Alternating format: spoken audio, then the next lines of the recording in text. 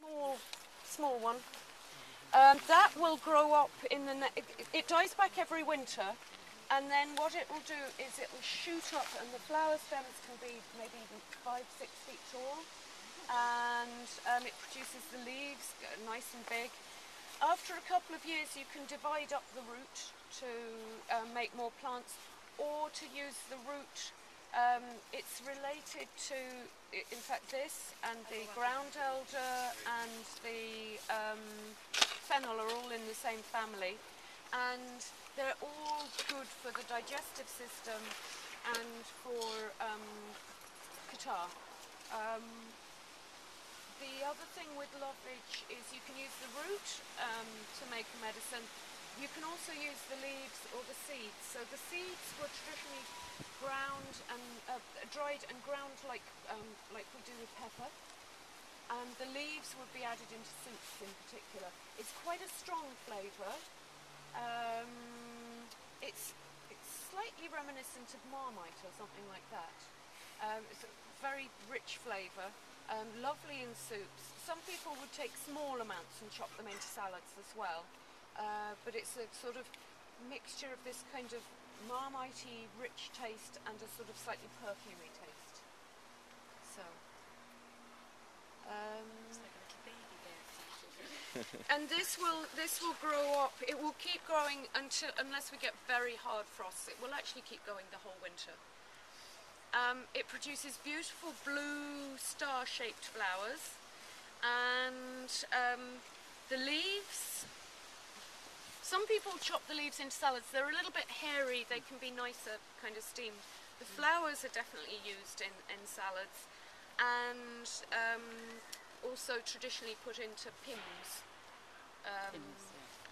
as well. And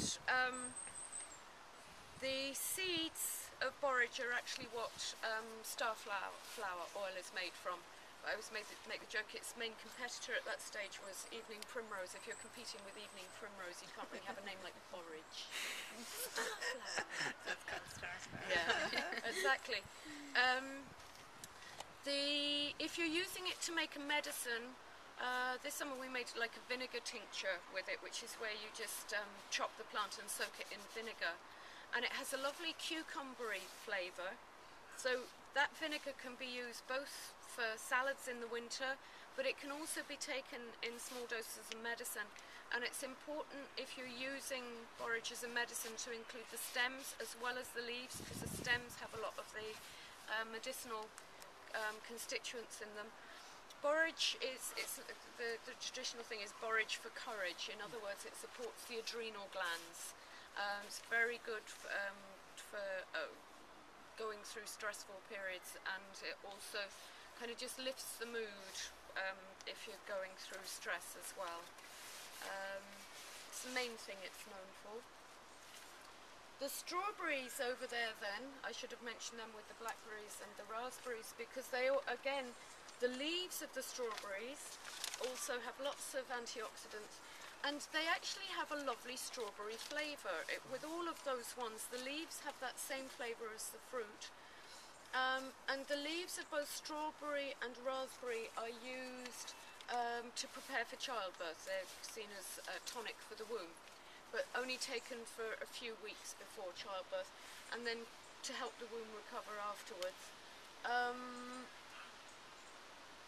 The fruit, obviously very nourishing, and traditionally used to help whiten the tea, or to, for Victorian ladies, they would use it to make their complexions nice and pale, get rid of any sunspots and that kind of thing. Those are the main, if you rub it, it's got a kind of appley smell to it, although on a dull day like this it's not so noticeable. It has the little white daisy-like flowers. This is Roman chamomile, which comes back year after year. Most of the chamomile tea you get in the shops and so on is German chamomile that just grows for 1 year. This has a much more bitter flavour, and you'd really only use like maybe 1 or 2 flowers of the Roman chamomile. Not so much used as a culinary herb, but medicinal herb. It has loads of uses. Again, good for the digestion. good for muscle cramps, and also for period cramps as well. Good for sleeplessness, great for indigestion in pregnancy, good for irritable little children and grown-ups as well.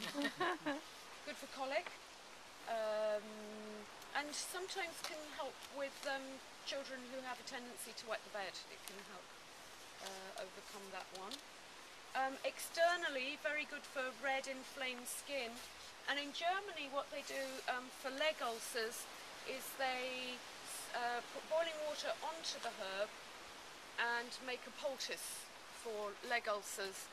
And it's very good for it's both good for clearing the infection and helping the skin to the one next to it here in the pot is meadowsweet.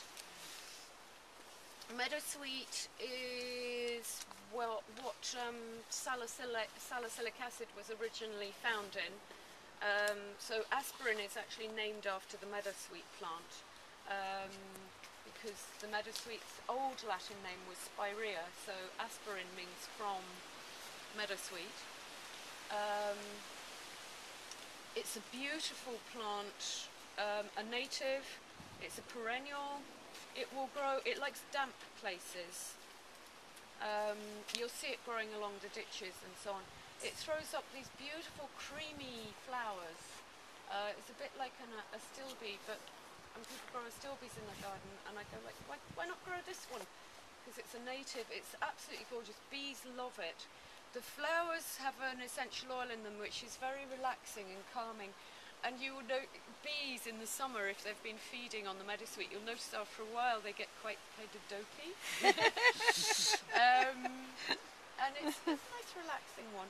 The main thing meadowsweet is known for is reducing inflammation and acid in the body. So good for acid in the digestion, things like gastritis, colitis, irritable bowel, stomach ulcers. Unlike aspirin, it doesn't make that irritation. It actually calms irritation and lowers acidity.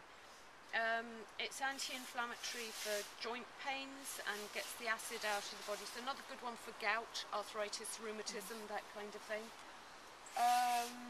And it does have this ability just to relax the mind as well. So best used when it's flowering. You can use the flowers and leaves to make a tea. I've used it as well for kids who get eczema and have that kind of combined with very acidy stools, so small children, and it seems to just help balance both problems out. Easily grown from seed or from cuttings. Prefers sun. Culinary uses would be the leaf. You can use, there's a gorgeous Italian dish called Tuscan beans, which is beans in a tomato sauce with loads of chopped up sage, or obviously your sage and onion stuffing, particularly with fatty meats like goose or with pork, which can be very heavy to digest.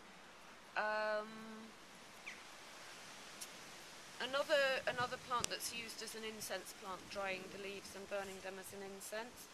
The flowers then, when they come out, are just gorgeous in salads, absolutely divine. Medicinally, the other thing you can do with sage is chop it up, and if you're making kind of oat cakes or savoury biscuits, very nice in those. Or you can make sage. You can either make sage butter, or you can do a combination where you grate cheese, chop up the sage, chop up onions very finely, and mix that into a paste with a little bit of butter to bind it, and use that as a sandwich filling. Medicinally, sage tea for sore throats, gargling for sore throats, good for clearing catarrh in the chest, good for hot flushes or excessive perspiration, both in menopause and at other times. In China, they do a specialty where you boil the sage leaves. That gets rid of all of the essential oil in it, and they use that as a treatment to prevent cancer.